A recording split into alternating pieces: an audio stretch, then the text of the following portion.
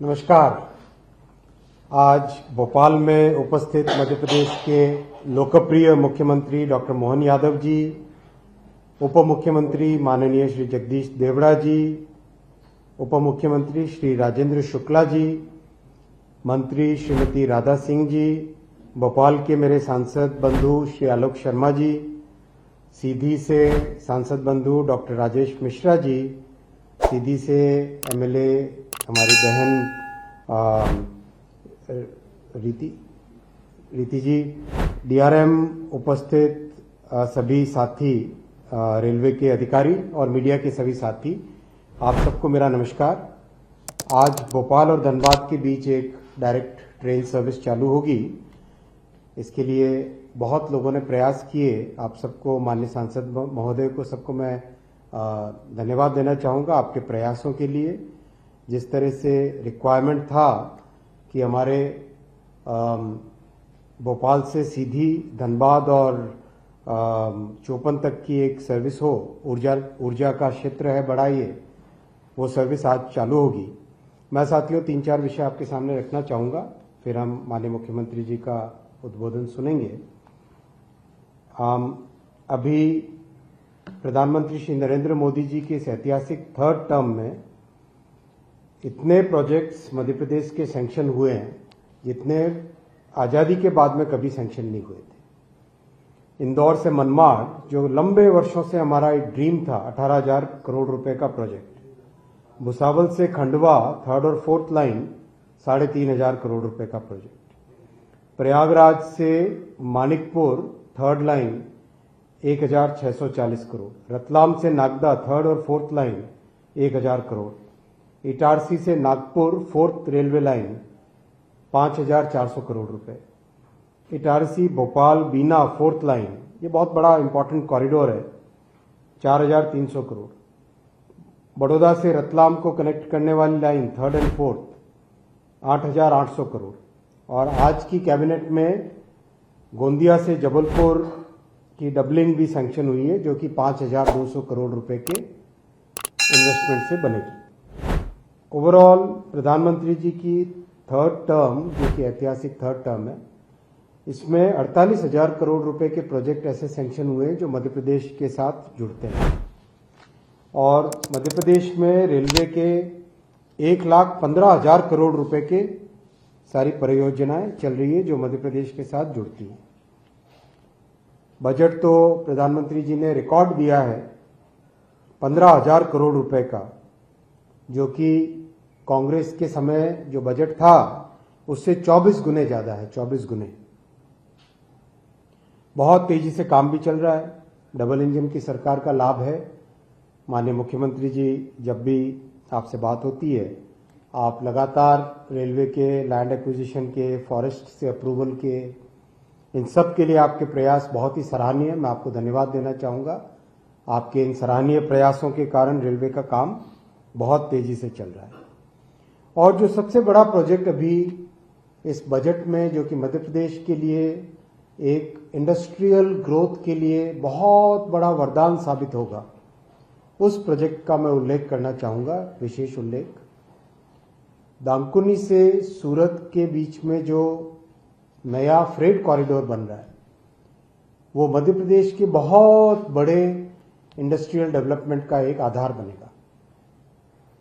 ये freight corridor पश्चिम बंगाल में दांकुनी से आरंभ होगा, उड़ीसा को क्रॉस करते हुए छत्तीसगढ़ में आएगा, छत्तीसगढ़ को पार करते हुए मध्य प्रदेश में आएगा, और मध्य प्रदेश का बड़ा एक इंडस्ट्रियल हिस्सा इससे जुड़ेगा। और जैसा दुनिया भर में देखा गया है, जहां जहां फ्रेट कॉरिडोर बनते हैं, चाहे अमेरिका का उदाहरण देख लें, चाहे जर्मनी का देख लें, चाहे चाइना का देख लें एग्जाम्पल, जहां जहां फ्रेट कॉरिडोर बनता है, उस फ्रेट कॉरिडोर के आसपास इंडस्ट्रियल ग्रोथ तेजी से होती है। तो अब मध्य प्रदेश इस फ्रेट कॉरिडोर के कारण वेस्ट कोस्ट पे, पश्चिमी तट पे हमारे जितने पोर्ट्स हैं, चाहे गुजरात के पोर्ट्स हों, चाहे महाराष्ट्र के पोर्ट्स हों, इनसे बहुत अच्छे तरीके से जुड़ जाएगा। वाडवन पोर्ट बन रहा है महाराष्ट्र में, जो कि दुनिया का सबसे बड़े पोर्ट्स में जिसकी गिनती होएगी जब बनेगा। वैसे ही अभी एग्जिस्टिंग हजीरा पोर्ट है, मुंद्रा पोर्ट है, नए पोर्ट्स बन रहे हैं। इन सब पोर्ट के साथ जब मध्य प्रदेश एक हाई स्पीड फ्रेट कॉरिडोर से जुड़ेगा तो हमारे मध्य प्रदेश की किसी भी इंडस्ट्री को, चाहे कंटेनर हो, चाहे बल्क कार्गो हो, कोई भी तरह का कार्गो हो, इंपोर्ट करना या एक्सपोर्ट करना दोनों ही आसान हो जाएंगे। इससे मध्य प्रदेश की इंडस्ट्रियल ग्रोथ बढ़ेगी और एक जो स्वप्न है माननीय प्रधानमंत्री जी का, माननीय मुख्यमंत्री जी का जो विजन है, वो विजन पूरा होगा। मैं इसके लिए माननीय प्रधानमंत्री श्री नरेंद्र मोदी जी को धन्यवाद देना चाहूंगा कि बजट में उन्होंने इस महत्वाकांक्षी प्रोजेक्ट की कल्पना की और इसकी घोषणा की। वो घोषणा बहुत जल्दी पूरा करेंगे। उसका डीपीआर बन रहा है। जैसे ही डीपीआर बनता है मैं माननीय मुख्यमंत्री जी आपके पास भोपाल आऊंगा, हम लोग बैठ के इसकी चर्चा करेंगे और अलाइनमेंट में क्या हमें रखना चाहिए, किस तरह से आपके इंडस्ट्रियल सपने को हम पूरा कर सकते हैं, वो आपके साथ मिलकर बैठकर तय करेंगे। आज जिस तरह से प्रधानमंत्री जी देश को विकास की एक नई यात्रा पे लेके जा रहे हैं, बहुत ही दुख की बात है कि विपक्ष और विशेषकर कांग्रेस के नेता श्री राहुल गांधी जी एक ऐसी राजनीतिक सोच से चल रहे हैं जिसमें जब ग्लोबल समिट हुआ एआई का, विश्व भर से सभी नेता आए और भारत का समिट था, ये कोई भारतीय जनता पार्टी का समिट नहीं था, ये देश का समिट था। ये देश का एक, देश के टैलेंट का, देश के स्टार्टअप्स का, देश के इंजीनियर्स का, देश की आईटी इंडस्ट्री का, देश के टेक इंडस्ट्री का समिट था, जो करोड़ों नागरिकों का भविष्य बनाने वाला समिट था। उसमें आके जिस तरह का व्यवहार किया, जिस तरह का प्रदर्शन किया, उससे उनकी सोच, उनकी थॉट प्रोसेस, उनकी राजनीति कितनी गिरी हुई है, कितना वो नेगेटिव थॉट प्रोसेस में बैठे हैं, वो बहुत क्लियरली दिखाई देता है। लेकिन उपस्थित सभी वहां पर जितने भी हमारे मीडिया के बंधु थे और देश भर से हर पार्टी ने उसकी भर्त्सना की, धिक्कार दिया और कहा कि इस तरह की नकारात्मक राजनीति देश को स्वीकार नहीं है। वैसे ही आज किसान महाचौपाल भोपाल में थी, कहां जहां मोदी जी और माननीय मुख्यमंत्री जी किसानों के लिए दिन रात प्रयत्नशील हैं, वहां पर नेगेटिव राजनीति को किसानों ने भी आज भोपाल में नकार दिया।